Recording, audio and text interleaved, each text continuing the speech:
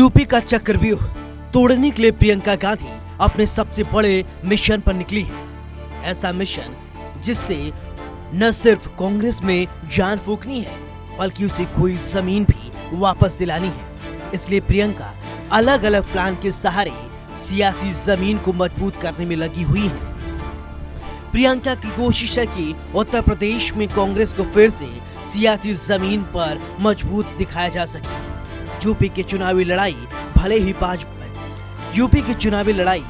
ही भाजपा बनाम सपा के बीच दिख रही हो, लेकिन प्रियंका गांधी को कोशिश हाथ को मजबूत कर इसे त्रिकोणी बनाने की है, क्योंकि 32 साल का सूखा खत्म करने की जिम्मेदारी प्रियंका ने अपने कंधों पर ले रखी है और इसे पूरा करने के लिए प्रियंका आधी आबादी पर दांव चल रही है। हमारे देश में महिला प्रधानमंत्री तब बनी जब दूसरे विदेश में और पूरे दुनिया भर में बहुत कम महिलाओं की राजनीति में उस स्तर पर भागीदारी होती थी।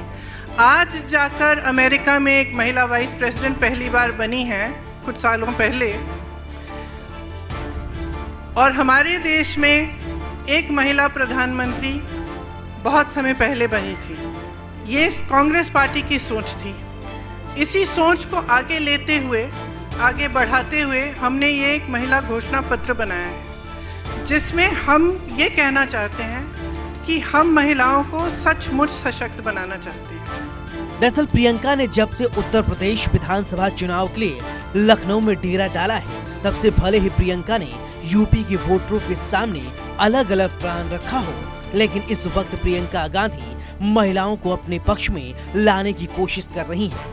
महिलाओं के लिए पहले ही 40% टिकट का ऐलान कर चुके प्रियंका गांधी ने महिलाओं के लिए एक अलग घोषणा पत्र जारी कर एक बड़ा दांव चला है। अपने इस घोषणा पत्र में प्रियंका गांधी ने महिलाओं के लिए कई बड़े ऐलान किए हैं। यूपी में आशा बहुओं के लिए प्रियंका गांधी ने सरकार बनने के बाद न्यूनतम 10,000 वेतन देने की घोषणा की है। साथ ही प्रियंका गांधी ने सरकारी नौकरी में महिलाओं के लिए 40% आरक्षण का भी ऐलान किया है। घोषणा पत्र में 12वीं पास छात्राओं को स्मार्टफोन देने की घोषणा की गई है। शिक्षा क्षेत्र में महिलाओं को आगे बढ़ाने के लिए महिलाओं को शाम में पढ़ाई के लिए स्कूल खोलने का भी ऐलान किया गया है। महिलाओं को केंद्रित कर रोजगार चेन बनाने की भी बात घोषणा पत्र में की गई है। यूपी में स्नातक में नामांकित छात्राओं को स्कूटी देने की भी बात कही गई है। महिलाओं के लिए फ्री बस सेवा दी जाएगी। महिला सुरक्षा के लिए हर थाने में महिलाओं की तैनाती की जाएगी। कामकाजी महिलाओं के लिए 25 शहरों में छात्रावास की व्यवस्था की जाएगी। रोजगार क्षेत्र में महिलाओं को आगे बढ़ाने के लिए मनरेगा में महिलाओं को प्राथमिकता देने की बात कही गई है। महिलाओं को आत्मनिर्भर बनाने के लिए महिला सहायता समूहों को 4% पर लोन की व्यवस्था की बात कही गई है। महिलाओं के लिए घोषणा पत्र में गरीब परिवार को मुफ्त में इंटरनेट देने की घोषणा की गई है। पुलिस में महिलाओं के लिए 50% आरक्षण देने की बात कही गई है। कि हमने इसीलिए 40% भागीदारी महिलाओं को इसलिए दी ताकि उनकी जो सशक्तिकरण की बात है वो सिर्फ कागज पे न रहे। आज तक जो महिलाओं की सशक्तिकरण की बात होती है वो ज़्यादातर पब्लिसिटी और कागज़ों में और चुनाव के समय, इलेक्शन के समय ऊपर आती है, उभरती है।